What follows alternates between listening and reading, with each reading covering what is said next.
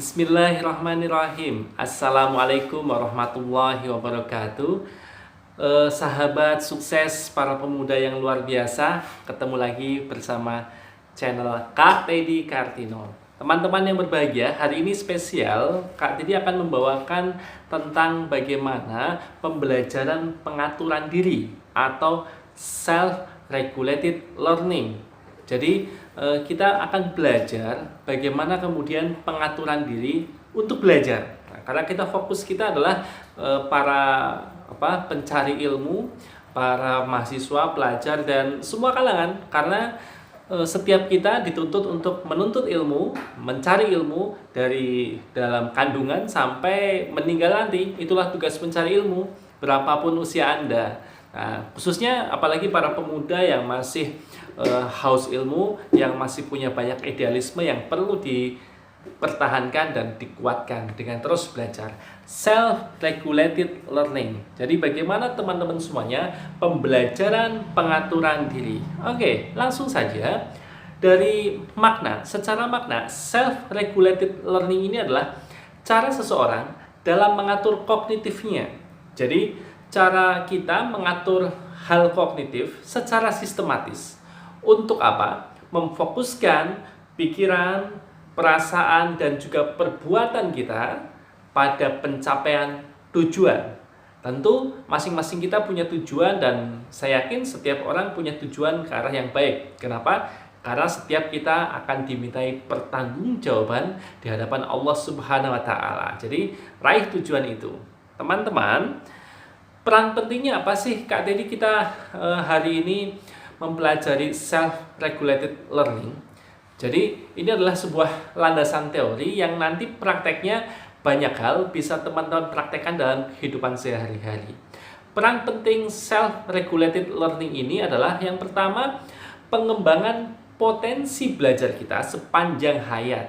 Jadi kita punya potensi belajar nih, karena manusia itu diciptakan Allah secara fitrah, secara naluri itu terus berkembang, terus naik, punya hasrat, punya keinginan. Nah, maka keinginannya salah satunya adalah terus berkembang, terus maju. Nah, untuk maju, untuk berkembang, untuk kita semakin melejit dibutuhkan belajar. Nah, potensi belajar ini sudah dititipkan kita. Cuma bagaimana caranya? Terkadang kita tidak mengetahui atau bahkan tidak menggunakannya. Oke, jadi yang pertama perannya adalah pengembangan potensi belajar sepanjang hayat. Yang kedua, setelah tahu potensinya dikembangkan, lalu self-regulated learning ini adalah membantu membuat sebuah kebiasaan yang baik dalam belajar. Yang ketiga, bagaimana kebiasaan baik itu? Maka kita akan mampu menerapkan strategi belajar dalam meningkatkan hasil akademik terutama. Dan yang keempat, tentunya memantau perkembangan prestasi dan mengevaluasi kemajuan akademik kita. Minimal 4 hal ini peran penting dalam self-regulated learning, pengaturan diri dalam pembelajaran. Jadi pembelajaran pengaturan diri dalam pembelajaran. Jadi kita belajar mengatur diri kita untuk sebuah pembelajaran. Karena manusia pada hakikatnya harus belajar. Sahabat, self-regulated learning ini salah satu bagiannya adalah kita mengenali gaya belajar kita. Jadi, aku cocoknya belajar apa sih? Apakah tipe pembelajar auditori, kinestetik, atau visual? Nah, apa itu pembelajaran auditori, kinestetik, visual? Auditori itu lebih banyak nanti kita menggunakan mata, tentang melihat, tentang menikmati pemandangan, membaca buku. Auditori mendengarkan, daya indera telinganya. Kinestetik lebih banyak gerak, atau kita menyaksikan gerak. Nah, sahabat, silakan. Tugasnya adalah teman-teman, ada beberapa tes gratis di di internet yang kemudian teman-teman semuanya bisa menemukan gaya belajar saya termasuk apa nih. Ada kuesioner gratis. Silakan diakses, searching. Tugasnya adalah teman-teman semuanya secara mandiri searching tes mengenali gaya belajar. Tes mengenali gaya belajar yang bagian auditori, visual, atau kinestetik, atau kombinasi di sana. Nanti muncul setelah kita menjawab beberapa pertanyaan, akan muncul nih sesuai dengan karakter diri kita. Ingat, ketika menjawab pertanyaan itu bukan bagaimana idealnya, tapi apa yang seneng saya lakukan. Oke ya, silakan temukan tes itu di internet, kemudian lakukan tes itu, dan tugasnya adalah teman-teman semuanya mencatat. Teman-teman masing-masing itu punya tipe gaya belajar yang seperti apa. Nah, itu perlu ditemukan, dan nanti jawabannya ditulis, dikumpulkan ke kami. Jadi tipe gaya belajarnya apa, kemudian positif negatif dari gaya belajar yang Anda temukan di internet itu apa, sehingga nanti ada usaha, oh positifnya begini, maka upayanya adalah begini, kemudian solusinya adalah begini. Nah, itu nanti biasanya setelah tes itu muncul tuh, tidak hanya menyebutkan tipe Anda ini, tapi ada saran-sarannya. Nah, tolong dituliskan, dan itu menjadi penguat Anda untuk menemukan gaya belajar semakin kuat, semakin menyusun strategi pembelajaran dengan hebat. Oke ya, ini tugas pertama di video ini, yaitu mengenali gaya belajar Anda masing-masing. Nah, tolong lakukan ini ya, jangan ikut gaya belajar temennya, tapi ikuti gaya belajar kita masing-masing. Tesnya yang mana Kak Didi? Yang mana saja? Banyak tersebar di internet. Nah, Kak Didi sudah mencoba beberapa, ada yang menyenangkan, ada yang asik diisi, dan sangat bermanfaat tentunya untuk, oh ternyata saya ini begini, begitu ya. Oke, sahabat, sekarang bagian dari self-regulated learning adalah Kak Didi ingin menyampaikan sebuah strategi, sebuah cara tentang bagaimana kita mengatasi kesulitan belajar, bagaimana kita memiliki motivasi untuk terus belajar. Nah, ada sebuah metode namanya CRAFT, C-R-A-F-T. Nah, CRAFT. Nah, CRAFT ini adalah C-R-A-F-T. 5 huruf ini mewakili 5 strategi kita dalam pembelajaran sepanjang hayat. Jadi harapannya ini oleh pertemuan di video ini, teman-teman membawa dalam diri Anda CRAFT. Apapun gaya belajar Anda, apapun kesenangan Anda, apapun hobi atau bahkan profesi Anda, sahabatku, CRAFT ini mudah-mudahan sangat berperan penting di dalam kita melakukan proses pembelajaran, dalam kita melakukan proses untuk maju, proses untuk menjadi yang terbaik. Apa itu CRAFT? Yang pertama adalah C, canceling. Jadi kita harus mampu meng-cancel. Nah, meng-cancel apa Kak Didi? Jadi rahasia pertama seorang yang siap untuk sukses, maju, dan siap untuk belajar dengan hebat adalah otak kita, diri kita, perasaan kita. Tadi kan self-regulated learning itu mampu secara sistematis mengelola pikiran, perasaan, dan perbuatannya, aksi, tindakannya. Maka yang pertama adalah canceling. Cancel apa? Meng-cancel pikiran, meng-cancel perasaan, meng-cancel tindakan-tindakan yang tidak mendukung sukses kita. Tindakan atau pikiran atau perasaan yang negatif, kita harus berani meng-cancelnya. Jangan kemudian pikiran kita, perasaan kita, perbuatan kita disibukkan oleh hal-hal yang negatif, yang tidak yang tidak memiliki arti, bahkan yang kemudian ketika nanti kita dimintai pertanggungjawaban, kita tidak bisa mempertanggungjawabkannya di hadapan Tuhan yang Maha Kuasa. Nah, ini kita harus mampu meng-cancel. Contohnya apa ya? Contohnya kita disibukkan oleh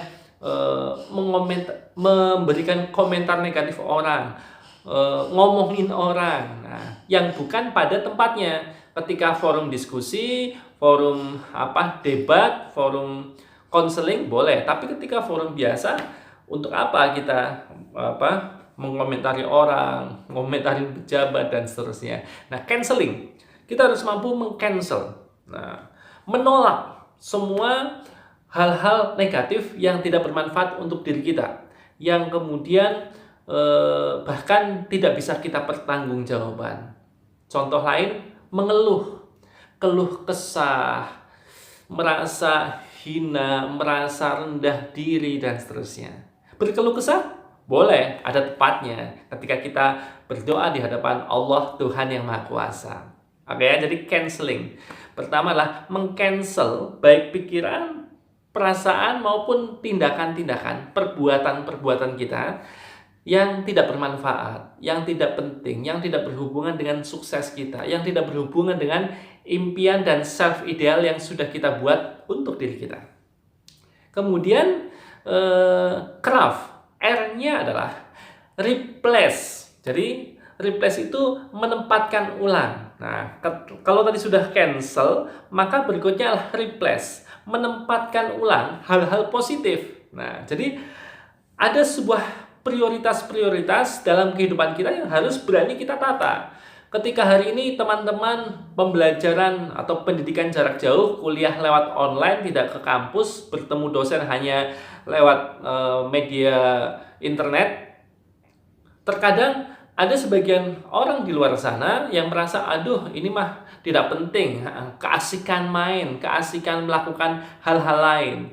Namun pembelajaran tidak terpikirkan dalam dirinya, tidak menjadi prioritas, tidak menjadi bagian agenda dari hidupnya yang perlu dipikirkan, yang perlu dirasakan dan dinikmati, yang perlu dikerjakan. Nah, ini kita harus berani replace, menempatkan ulang hal-hal prioritas-prioritas dalam kehidupan kita. Nah, contoh lagi antara main game dan belajar. Nah, prioritasnya mana nih? Nah, terkadang masih banyak sahabat-sahabat kita yang terlalu banyak main game, terlalu banyak main media sosial, namun porsi belajarnya sangat sedikit. Padahal tugas utama kita seorang pelajar, seorang mahasiswa, seorang pembelajar adalah terus belajar. Bahkan sampai usia dewasa, sampai usia tua, tetap harus belajar adalah salah satu prioritas dalam kehidupan kita. Oke? Jangan malah belajar tidak menjadi prioritas. Nah, ini replacing, menempatkan ulang hal-hal yang menjadi prioritas dalam kehidupan kita. Nah, kesuksesan, karir, ibadah kepada Tuhan yang Maha Kuasa, jangan sampai terlewatkan, tidak terpikirkan, apalagi dikerjakan. Terpikirkan saja tidak, dirasakan nikmat saja tidak, apalagi kita mengerjakannya. Maka pesan kedua dari craft ini, bagaimana kita mengatur diri kita, pengaturan diri untuk pembelajaran adalah kita mampu replacing, replace, menempatkan ulang hal-hal yang menjadi prioritas, hal-hal yang menjadi sumber utama rujukan untuk sukses kita. Oke ya? Canceling sudah, replace sudah, kemudian A. A itu apa? A itu adalah afirmasi. Jadi afirmasi itu apa ya? Motivasi yang disampaikan secara berulang-ulang. Inilah afirmasi. Motivasi baik tentunya. Teman-teman, teori afirmasi ini sudah ada di video-video selanjutnya. Bagaimana kita memotivasi diri kita lewat kata-kata kita. Jadi ketika bangun pagi, teman-teman semua harus bilang, Alhamdulillah, pagi ini begitu indah. Nah, kemudian aku akan bahagia mengikuti perkuliahan pagi ini. Aku akan bahagia bekerja. Aku bahagia menikmati pagi ini. Aku bahagia menjalani tugas-tugas yang ada. Aku bahagia membantu orang tua. Aku bahagia belajar bersama dengan teman-teman. Nah, ini kalimat-kalimat positif yang perlu kita terus tegaskan. Ingat juga, teori afirmasi salah satunya adalah berusaha seminimal mungkin menghindari kalimat negasi. Contoh, semoga aku tidak merasa susah, semoga pelajarannya tidak sulit, semoga ujiannya aku tidak pusing. Nah, ini yang tidak sulit, tidak pusing, tidak susah, ini otak yang menerima adalah sulit atau susah. Nah, belajar teori otak, teman-teman semuanya, bagaimana ciri khas otak kita. Nah, ada slide yang sudah Kak tadi bagikan. Bagi yang berminat, ya, silakan dibuka slide-nya. Itu pengetahuan untuk kita. Bagaimana pengetahuan otak manusia yang terdiri dari bagian otak, otak reptil, batang otak, kemudian ada topinya otak dan seterusnya. Nah, ini silakan nanti bisa dibaca dan dibuka. Termasuk nanti pembandingan manfaat otak kanan dan otak kiri. Nah, itu ya. Oke, tugas yang kedua silakan. Materinya sudah ada, tinggal teman-teman semuanya coba menuliskan ulang tentang bagian-bagian dan fungsi otak. Nah, 3 bagian otak. Nah, kemudian fungsinya apa? Terus termasuk nanti otak kanan dan otak kiri masing-masing punya perbedaan dan fungsinya apa. Oke ya? Tugas kedua, sebutkan bagian-bagian otak dan apa fungsinya. Yang A itu ya. Yang B, ada pembagian otak kanan dan otak kiri. Apa fungsi dari masing-masing itu otak kanan dan otak kiri. Jadi tugas kedua ada 2A dan 2B ya. Bisa jelas ya? Diulang kalau nggak jelas. Oke, itu bicara tentang otak. Afirmasi, kembali ke afirmasi. Afirmasi adalah bagaimana kata-kata kita, perkataan kita masuk ke dalam otak secara berulang, masuk dalam hati, perasaan, sehingga kita semakin semangat dan menghasilkan akhirnya perbuatan-perbuatan, aksi-aksi nyata dari hasil pikiran, perasaan tadi. Nah, ini penting. Kenapa? Karena kata-kata ini adalah doa, kita yakini. Kata-kata adalah doa, kata-kata adalah you are what you think, Anda adalah apa yang Anda pikirkan, you are what you do, you are what you say. Anda adalah apa yang Anda katakan, Anda adalah apa yang Anda lakukan. Dan semua itu bisa diawali dari sebuah kata-kata. Akan mempengaruhi pikiran Anda, perasaan Anda, dan kemudian perbuatan Anda, sahabatku. Oke, ini afirmasi. Jadi teori afirmasi adalah sampaikan terus kata-kata motivasi, kata-kata penyemangat setiap saat berulang dalam diri kita. Menghadapi pagi, ya Allah, alhamdulillah, pagi ini begitu indah dan aku bisa menikmatinya. Ya Allah, kuliah di tempatku sangat menyenangkan dan aku bisa menikmatinya. Ya Allah, dan seterusnya. Oke ya. Dengan kata-kata yang sama tidak masalah. Justru dengan kata-kata yang sama berulang itu akan masuk ke dalam pikiran bawah sadar kita. Oke, ini afirmasi. Kemudian berikutnya adalah craft. Apa tadi? Cancel, replace, kemudian afirmasi. F-nya adalah fokus. Nah, jadi teman-teman semuanya fokus. Ketika melakukan sesuatu hal, kita harus berani untuk fokus. Fokus itu bukan berarti hanya sekedar mengerjakan satu pekerjaan. Banyak juga orang yang melakukan banyak hal tapi bisa fokus. Tetapi maksudnya adalah ketika kita mengerjakan hal tersebut harus fokus, tidak disambi memikirkan yang lain atau mengerjakan hal yang lain, sehingga tidak sukses, tidak berhasil dengan maksimal. Yang seharusnya bisa menghasilkan nilai 100, namun karena tidak fokus, maka hasilnya tidak sesuai dengan yang kita harapkan. Sesuatu yang fokus ini sangat dahsyat. Teman-teman, simaklah. Ada cahaya matahari. Pernah memperhatikan? Cahaya matahari yang tersebar luas, energinya sangat dahsyat itu tidak akan mampu membakar sebuah kertas ketika tidak difokuskan. Namun lihat, ketika kita memiliki sebuah alat bernama loupe, kaca pembesar, kita fokuskan sinar matahari itu ke sebuah titik di sebuah kertas atau benda yang mudah terbakar, apa yang terjadi?